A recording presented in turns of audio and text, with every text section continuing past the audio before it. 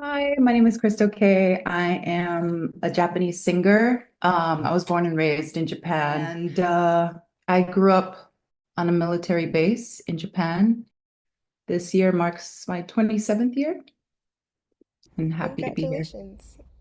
Thank you. And of course, starting off with your music, your newest single, of course, Only One, what was the process behind that single?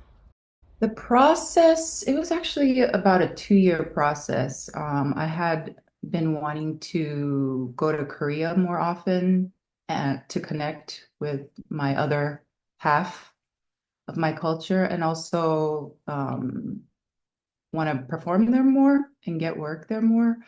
So I started going, and a friend of mine introduced me to these amazing young producers. And we got in the studio, and I talked about my music and what I've been doing and where I want to go. And they presented me this track, and I was like, "Oh, this is amazing!" And turns out that that track was done in Japan with another producer who I worked with multiple times.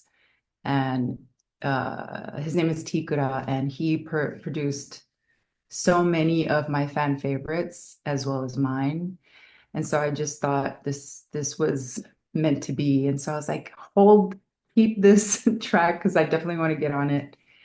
And I went back to Korea, recorded that, but I knew something was missing, and I was like, there has to be a Yoon Mi feature.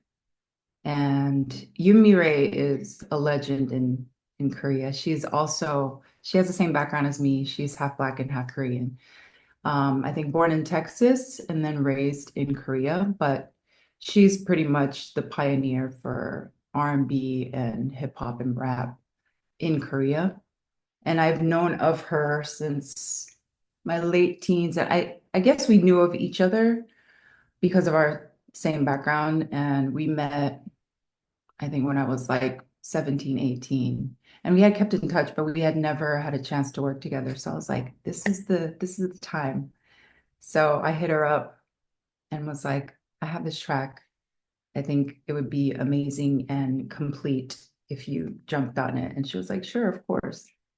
And so she did the verse. And yeah, that's how it happened. And I shot it in Korea and we did the video together. So I'm super happy how it turned out. And I'm singing in Korean and English and Japanese. So it's kind of like a full circle moment. Yeah. And what kind of impact do you want to leave with your newest single? I just want people to feel good listening to it. I think the track is really fun and it's fresh, but at the same time it has this nostalgia from my early work. So yeah, I want people to have fun and also just feel that there is representation out there in Asia with, two half Black, half Korean artists coming together.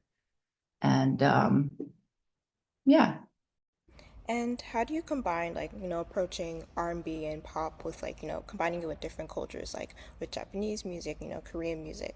Mm, I kind of just by being myself, I guess. Because essentially, I think anything I sing, whatever genre it is, it'll automatically have an R&B essence to it.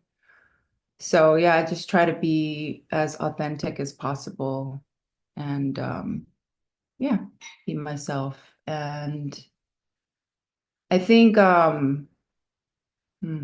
so hold on now. We could have fun like with the tracks and melodies and stuff by adding, traditional instruments, traditional Japanese instruments like the koto and or melodies with like a heavy R&B track or a Western sounding track. It comes pretty naturally. And Mm. how do you approach, visuals when it comes to music, especially, with the music video for Only One? It really depends on the song and the lyrics or the concept of the song. Coming up with the visuals, it really depends on the song and the feel the song gives me. But for this one, since everything was kind of serendipitous and it happened in Korea, um, we decided to shoot the music video in Korea, and work with these amazing producers, Zani Bros. And so the concept was me finding the only one, which is myself, in the video. And we're walking through the streets of Seoul in search of the only one. And so we just, wanted to kind of bring the cultural aspect together. So we looked for um, popular spots in Korea people would notice and feel familiar with. And we also shot the single cover. And I really wanted all of the elements to be in the shot. So I suggested we took photos everywhere during the shoot, during the music video shoot. And so um, while there were so many iconic shots, I felt most drawn to the one where I was walking on the bridge, where you can kind of see the Korean characters on the street, and you can, yeah, fans would immediately know that it's shot in Korea. And I just really like the energy of the photo. I'm just walking and flipping my hair, and I wore my hair naturally. So it was just an iconic moment where you can kind of see my background and see what's going on. But of course, going into our next question, is there anything people should know about your music career? I think a lot of people get confused where I'm from. But yeah, basically that I am a singer in Japan, um, that started in 1999. And I think it would be nice for people or to be remembered as a person that kind of opened the doors to J-pop, like merging J-pop and R&B, um, in Japan, and being maybe the first Black and Korean artists to do that in Japan. And I guess now moving on to, of course, Asian American Month. What are some things people should know about your culture, like when it comes to food, language, history, and like also music as well? So I guess since I was born and raised in Japan, we'll talk about Japanese culture. Japanese culture is a culture of respect, dignity, and order and unity. And I mean, people are always super considerate and respectful. And there's a beautiful sense of pride and work people have in whatever job it is, whether it's, a janitor or uh, a waitress or anything. They're just so proud of what they do, through and through, and it really shows. And in my opinion, Japanese customer service is the best in the world. Have you been to Japan? No, I haven't. But I was raised in Beijing when I was younger, so that's the Oh, only part wow. Asian country I've been to.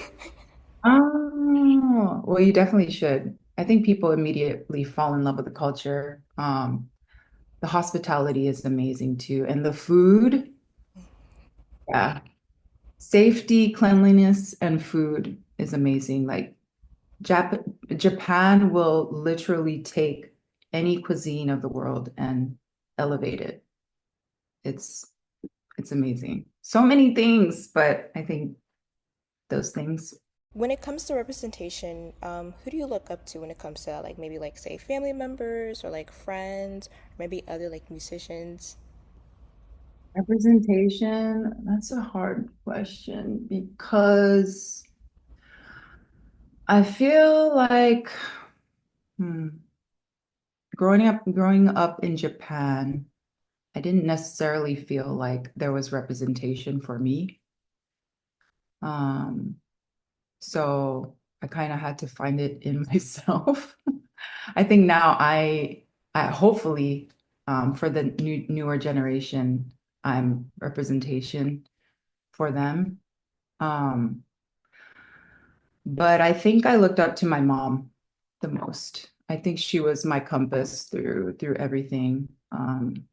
Being a third generation Korean, Zainichi Korean, born and raised in Japan, and marrying a black man and having a mixed race child in the 80s. I know it wasn't, easy for her. So she basically paved the way.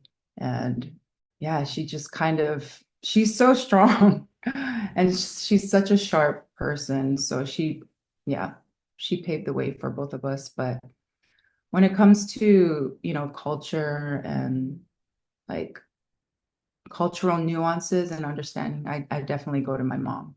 And I know you explained this a little bit before earlier, but if you want to get into depth, I guess like how do you represent or show representation, through your music, like other than like collaborating with other like say Korean and also like Japanese, producers or artists, is there maybe any other ways? I've said this earlier, but I think I show representation by just being myself and being really frank and open about, my experiences being a mixed artist in Japan and something as simple as having fun with my hair, you know, uh, doing braids, keeping out my curls, having a fro. Um, yeah, just being me as best as I can, I think. And speaking of hair, I don't know if this might be off topic a little bit, but I have been seeing like where in Japan there's been like more hair braiders, but like Mhm. more by Japanese people. Do you see, of course, I guess like maybe there's more, I don't know if acceptance is the word, but like, um, I guess Japanese people showing appreciation to Black culture a little bit more? Um, I don't know if I'm sure it's growing, but yeah, I think there's been an appreciation for Black culture for a while, but I would say it's more a niche. Mm. Yeah, it's maybe not so mainstream. Because the lady I go to, Mika Jumbo, she's amazing. She's had her salon for 25 years.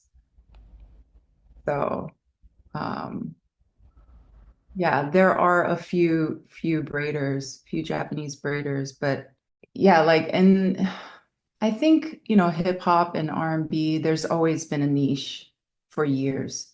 But I would say it's really nice to see like in the recent years, I think around since COVID, there's been a lot of reality shows, like reality rap, like battles and shows and auditions and stuff on Japanese TV or streaming services. And the younger generation um, it's really popping off. Like you would have elementary, high schoolers, middle schoolers, like watching these shows and doing um, rap battles and stuff. So there's definitely a growing appreciation. It's kind of crazy to see. I think, the growth of the takeover of K-pop, I think definitely has an impact. Because I feel like, and also streaming. I think that really just opened up people's minds and ears. And so the kids, I think Japan was really strictly like just J-pop or like just Japanese lyrics. But because of all of that, uh, yeah, the younger generation's ears have been really flexible. I'm really impressed. And there's a lot of people speaking more um, languages now. So it's really cool to see. And is there maybe any societal issues, amongst the Asian community that people should be aware about or educated on? Mm. Maybe one thing I can say is that if anyone's thinking about visiting Japan, just have an open mind and equally respectful attitude towards, trying different cultures. I think they're having as beautiful as it is that, the whole world is wanting to come to Japan, and there's been an influx of tourism and tourists coming to Japan. I have seen people complaining or just having a lot of different issues in terms of, you know, I think how foreigners or people that come to Japan are reacting, or just I don't know if there's an easy way to say this, but yeah, just being a little more respectful and open to learning and taking in Japanese culture might be a nice little tip. And what does, I guess, AAPI month mean to you? Are you doing anything for this month? Actually, to be brutally honest, since I was, in Japan my whole life, I didn't really know about AAPI month. Like Japan doesn't really celebrate um in that way because we don't have, Black History Month and all the months celebrating different cultures and history like that. So I didn't, I never really knew about it, but I'm actually in LA right now for AAPI month to do an event tomorrow. And I'm going to talk about, you know, um, being mixed race and what it was like growing up in Japan and things like that. We're going to have a little talk and discussion about mixed cultures, and also I'm going to have a performance. So I'm really excited to hear about other people's stories and just to talk about that and my background. And I think that's really cool that, they do that in the US. It would be it would be nice to have more of that, and that just a sense of inclusivity in that way in Japan as well. Well, congratulations. And I guess for the last question, would you maybe have any advice for, say, someone who is like, does have a Asian and Black, background and does want to get into music? Do you have any, I guess, advice for somebody like that? To, I guess, who wants to also maybe try to break barriers with their music too? There's really no other way to say just be yourself. I think people always gravitate towards authenticity and whatever whenever that the person is having the most fun. Whatever that makes you happy, whatever that you feel that represents you the most, and you feel mostly your authentic self. Just do that, hone at it, and yeah, just embrace your mixed identity and like try and create your own sound, like something new and something that lights you up. Because trust me, people will be like, "Oh my God, what is that? I've never, that's so new, that's so fresh, it's so fun." And it's literally, energy, and people can feel that. So find something that you feel is most uniquely yourself, and just keep brushing it up and fine tuning it and have fun with it. I guess, is there anything else you'd like to add for the interview? Please listen to my new single, Only One, and check out the music video on YouTube. And yeah, it's out on all streaming platforms. So I hope you like my music. Well, thank you again, and of course, also thank you to your management, your team as well for. And I just Thank wanted to you. say also, my favorite song by you is "Girls' Night." Just wanted to put that out Oh there. my God. Why didn't you open with that? I thought you didn't know. Like, how did you know about me? How did you? Um, I've watched videos about learning about like of course like Blasian artists, who've been like in the R&B scene and like pop scene and like I remember watching a video about you and like they had mentioned about one of your songs, I think Boyfriend, and I was like I remember listening to it and I was like, wait, like so I was like really just introducing myself to you. Like I've listened to you I think almost 2 years. Yeah. You. Yeah. Oh, Girls' Night. See, so T could have produced that track. That was the first track I've ever done with them, him and his then wife. So they've made so many of my favorite songs, like What Time Is It? Think of You, Girls' Night, Ex-Boyfriend. Oh So wow. it was a trip when I realized the guys that did Only One worked on that with Tikura. So everything kind of clicked. So yeah. Oh wow, cool. Thank you. Of course. But no, thank you for this and yeah.